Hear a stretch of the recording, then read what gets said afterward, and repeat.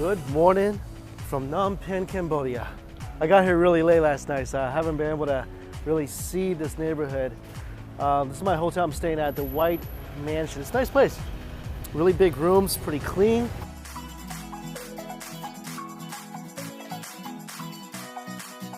Apparently around November, December, January is the best time to visit this country because even though it's pretty hot, it's not humid at all. And even though this is my first time visiting Cambodia, I've heard a lot about it, especially the food. If you don't know, Cambodian food is very much influenced by the countries around it, like China, Thailand, Vietnam. Also, there's a French influence as well. And the local Khmer cuisine, although not as famous as Thai food or Vietnamese food, is one of the oldest in Southeast Asia. I'm still trying to get a hang of this country, but it reminds me a lot of Vietnam, where crossing the street has a certain amount of risk to it. And a lot of motorbikes, a lot of tuk-tuks, and look at this, there's really no crosswalks, so you have better played a lot of Frogger growing up. And of course, first meal of the day, first meal in this country has to be the local breakfast. And local breakfast here in Cambodia is all about them nudes, you know, noodles.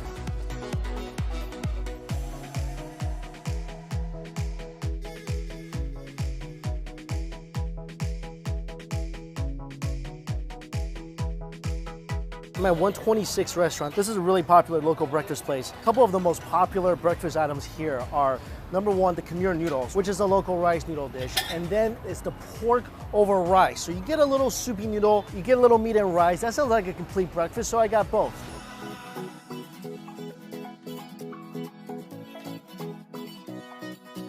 This is every noodle lover's dream right here. Oh man.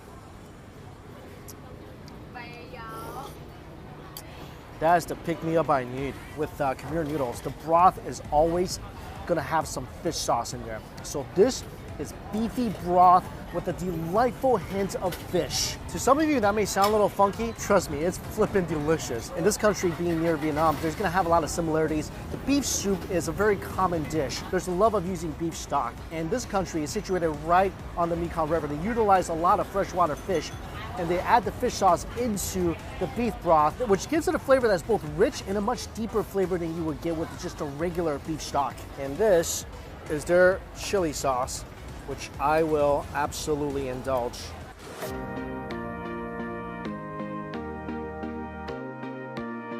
There's also bits of vinegar and chilies. And because the broth is so beefy and so deep, adding a little acid is absolutely going to highlight those flavors. Oh, I cannot wait to try this. Oh. If that's not gonna make you fall in love with these noodles, I don't know what will. I love it when my first meal in a new country makes a statement. And this thing, just dropped the mic and walked away.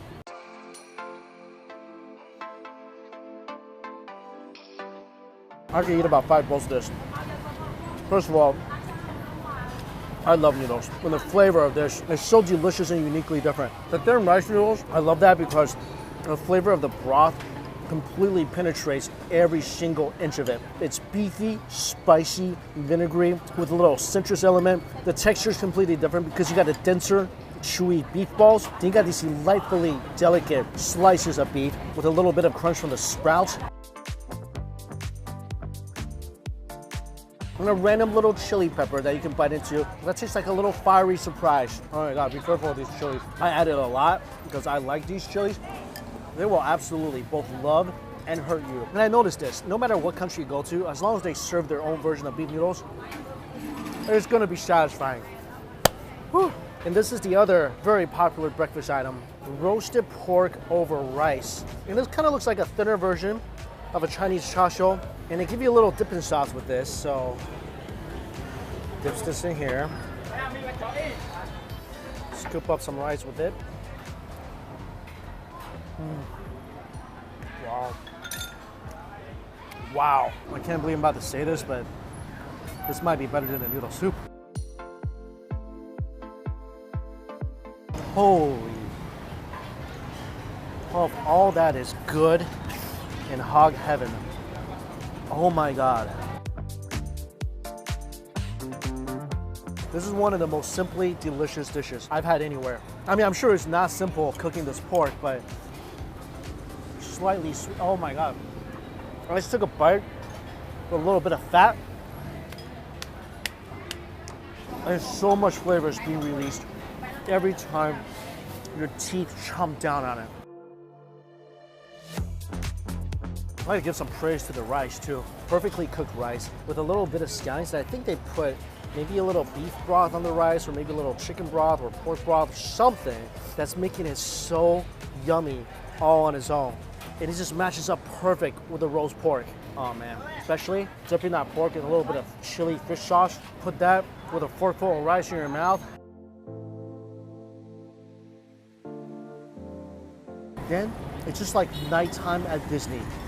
Fireworks. I kind of wish I wasn't so hasty. This would have been great if I had some noodle soup left over and I could just kind of switch off in between these bites. So a little bite of rice, a little bite of soup. I think that would have made this whole thing even better. All right, you know what? Honestly, I don't feel like I have my noodles filled yet. So in the words of the pop icon of the early 2000s, Britney Spears, baby, hit me one more time. Ah, second bowl of fresh noodles.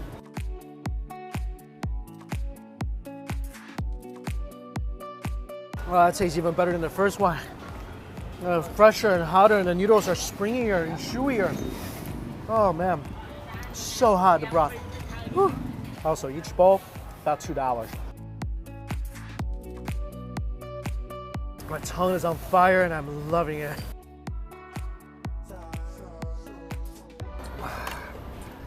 Now I'm good. So he's selling little clams, little spicy clams and salt-covered clams.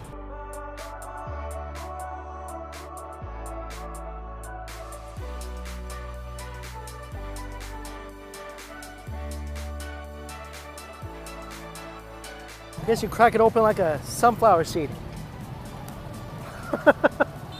My teeth is not strong enough for this. Oh, how do you do it? Show me. Oh, wow. Okay, so he's just like using his front teeth to jam it open.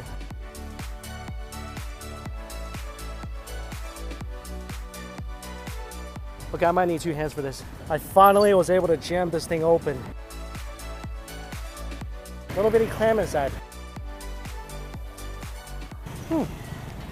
Oh, sweet. I see why this could be a little fun snack, but I have no idea how people here can just like pry this thing open, because this thing was like closed with a kung fu grip.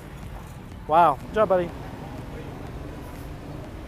This kid's jaw kung fu is definitely greater than mine.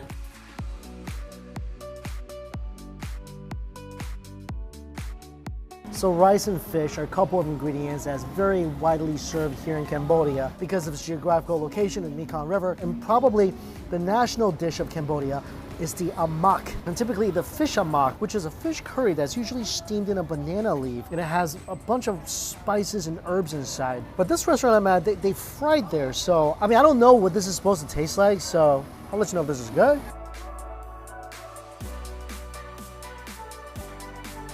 Okay. It's very coconutty. It tastes like a chunky fish curry. It's very coconutty, so the aroma is fantastic.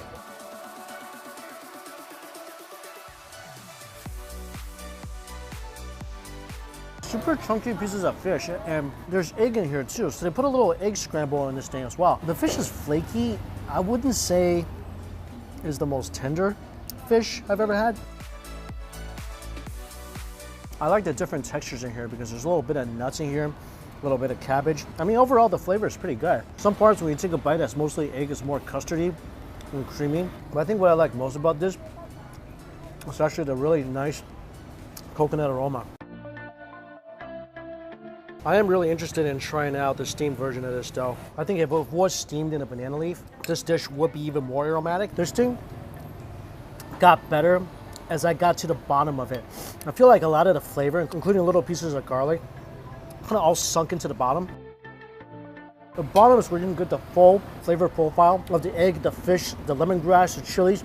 That's all residing down here. It's almost like Thai, Indian, Cambodian flavors all in one. It's definitely one of those dishes that you need to kind of like eat it slowly, really taste and examine every single bite because there's so much difference in flavor and texture. And there's so many different ingredients, herbs, spices in here that really makes this completely stand out. And that's what I feel makes it uniquely Cambodian. And I really want to try the steamed version because I want to have it in a banana leaf. I want that flavor to infuse the fish as well. So this is my first time eating this dish. Won't be my last.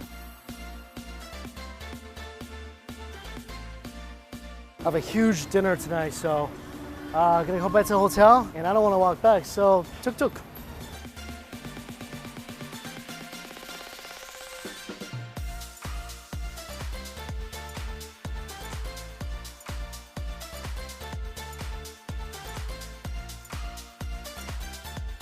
Evening time is when this city really comes alive. People are getting off work. You start seeing smoke from cooking stalls just rising up every single block you're on. And that just makes me so incredibly happy.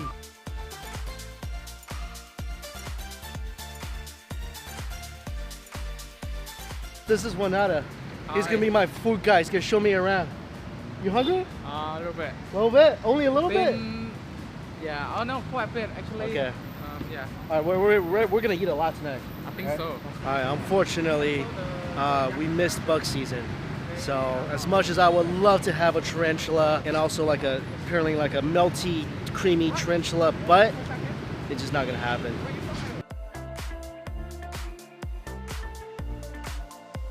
All right, where are we going? We are going to a local place nearby, a local school, and it's called Batu.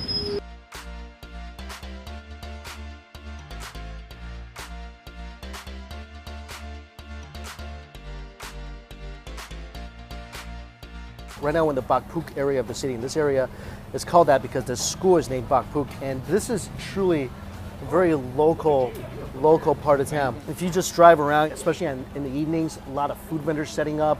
There's just food everywhere around here. This is not the typical like central market or the Russian market that the tourists usually go to. This is a local gem right here. Wow, this is so cool. I didn't know papaya salad is originally from Cambodia, and they utilize very interesting ingredient, and it's raw crab. And I see this a lot in Korean cuisine, but I've never seen it in papaya salad. And then, by the way, you don't eat the crab technically, right? You don't eat it? You just chew for the flavor, but you don't eat the meat. Interesting. Okay. Oh.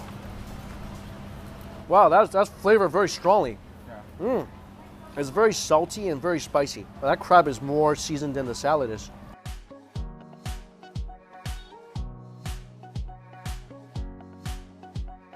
You also got a bunch of the traditional grilled sausages. Whoa. Oh man. The original sausage that breaks apart without the casing is marvelous. You like it? I love the little char. Yeah, I think so. And that thing just breaks apart into just like the most delicious, porky, fatty little contraction. Oh my gosh. Yeah. Give it a little dip in that Okay. chili sauce. Amazing. That's amazing. Yeah, just get the sausage with a grill. Just only get that. I'll eat a whole plate of that. And this is a grilled fish cake called somwa. And inside there's palm sugar, salt, and vinegar. And I see these grilled fish cakes all around Southeast Asia. And this thing it's very flexible. It's like a little eraser. You make a little wrap from it, a little cucumber.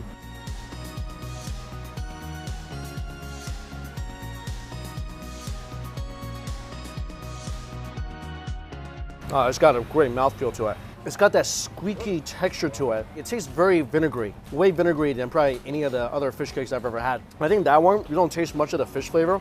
It's really just about the texture.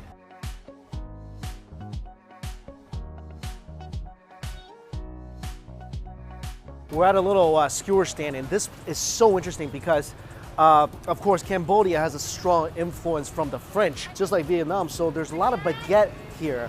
But the thing is, they can't grow wheat, so flour isn't as readily available. So they make their baguette with rice flour and cassava, which is so bloody interesting. And right now we're about to feast on skewers from the spine of a cow, which is the best part, where all the meat is touching the bone, where all that great flavor is. That's gonna go on a rice flour and cassava baguette. Oh, can't wait to taste this.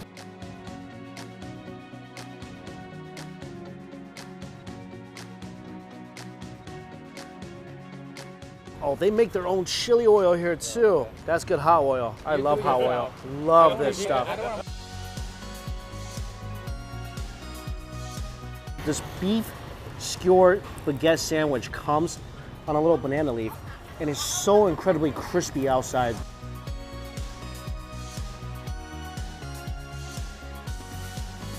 This is so good. The baguette is definitely chewier. Has more of a mochi-esque texture than a regular baguette. It doesn't break apart, so you're gonna have to tear this bread apart. Inside, the beef is smoky, a little bit sweet. Wow, you can taste the peanuts, the tamarind flavor. You can definitely taste the sugar. And it's not that chemically like Coca-Cola, corn syrup, nasty sugar crap. It's real sugar they use here, so there's a good sweetness to it. They're so juicy. Oh my God. It's sweet, spicy, smoky. Got a great crunch from the papaya salad on top and the peanuts that's in here. And let's not forget that hot oil. Oh man, that thing will light your tongue on fire. And you're gonna thank it and ask it for more pain.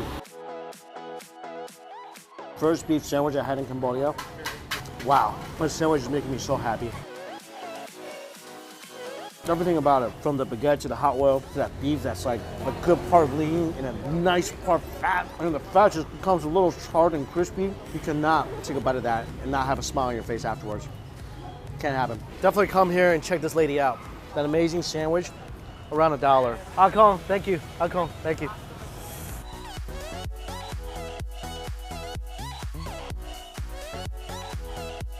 Right now we're in Samaki Market and you can see it's still really vibrant. People selling fruits, produce, cookware, clothing, just try not to get killed by a motorbike. It could happen. Ooh. Of course, this country relies a lot on the Mekong River, so you get a lot of freshwater fish, shellfish, crab, and she's right now picking out the live crab from the dead ones. The live crab she's gonna take and they're gonna sell it as is, and the dead one, it's gonna get fermented. It's gonna go to things like the papaya salad we just had. Oh wow, this little food stall is selling pizza. Look at this, Mom's Original Pizza. I mean, I don't really want a pizza, but I just never seen like a pizza food stall in an Asian night market before, ever.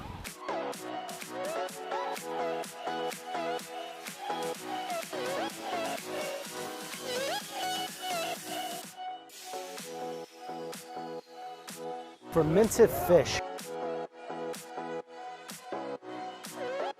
That's not bad. The fish is still pretty chewy. It's fermented, but there's really no funk like you would get from, I don't know, like a 1,000-year-old egg or something. It doesn't even have much of a fishy flavor. It's spicy, it's vinegary. It's got that kind of a deep, rich umami flavor to it almost. There's little bits of crunchy parts to it. It almost tastes like a pomegranate seed. And that's from a local fruit called a grolsan. I like that. I didn't think I was gonna like it. It looked kind of, but it was good.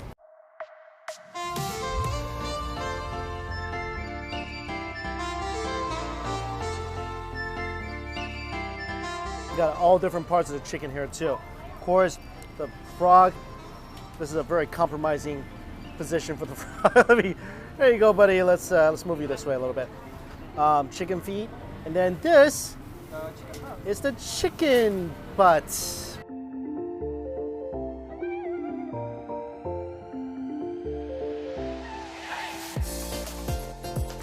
There's the chicken butt. Looking at this, I feel like it should have a champagne glass balanced on it.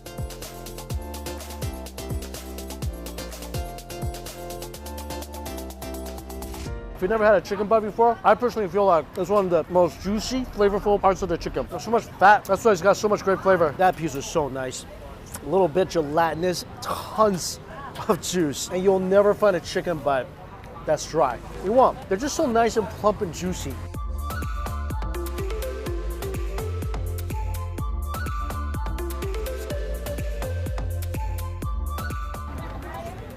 Oh wow, that is a juicy tilapia. Just like the plapia you eat in Thailand.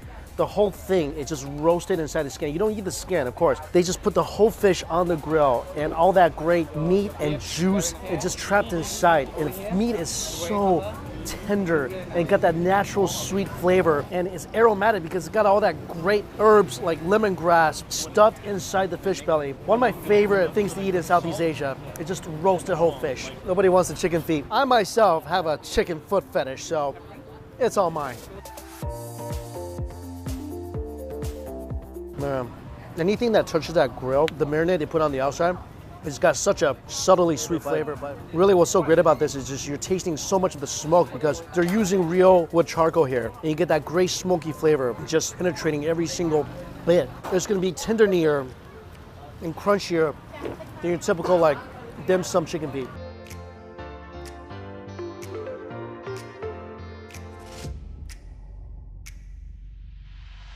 Oh my God. Just with the tamarind sauce, out of this world. Wow, spicy, vinegary. Yeah. Oh, this is so good.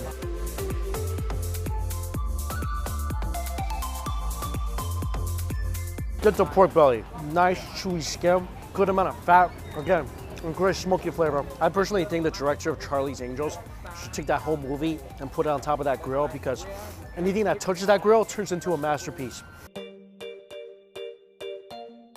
So it's a whole roasted cow outside, and they roast it with red ants because they use that as a tenderizer for the cow because there's certain types of acid inside the ants that when you cook it with the cow, it releases and tenderizes the meat. So this is what the ant looks like. And I never had a cow roasted like this before, like just the entire cow being roasted on a pit. And then there's also ant eggs in here as well. So the little white things are little ant eggs. So this is literally beef with ant larvae.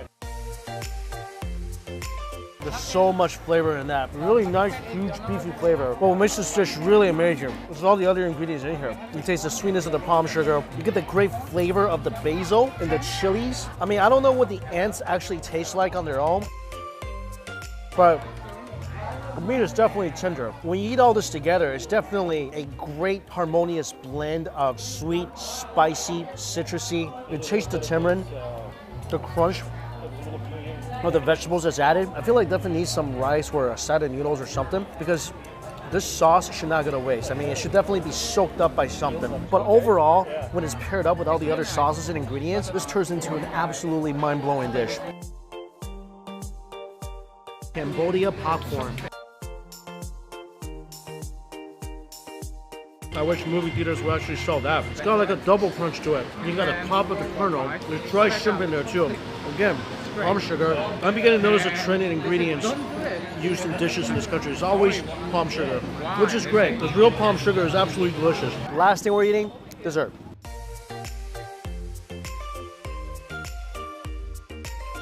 We find these dessert stalls all over the city. They're so great. There's different ingredients like different chilies. There's pumpkin, congee. It's sweet, salty, sticky, chewy. All sorts of textures and flavors.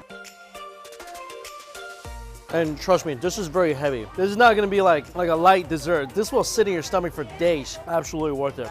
This has been such a fantastically delicious first day here in Cambodia and Phnom Penh. And what I noticed is that a lot of people tend to compare Cambodian food to Vietnamese food or Thai food because there are a lot of similarities. But actually the history of Cambodia and the history of Cambodian cuisine, Khmer cuisine, is the longest in Southeast Asia. So although it's not as popular as maybe Thai food or Vietnamese food, a lot of the origins or influences of those types of dishes came from here. Also, people, the sweetest people. I mean, people are actually happy to see me with a camera.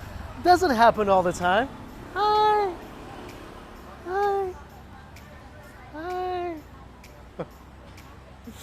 See what I mean? But everything has been so amazingly delicious, from my first bite of noodles to my last bite of sticky rice tonight. Sad I only have 2 more days here. And a big shout out to my buddy Winner for showing me around. Thanks so much, man. All right, guys, all the places I went to is listed down below. Thank you so much for watching. Until we eat again, see you later.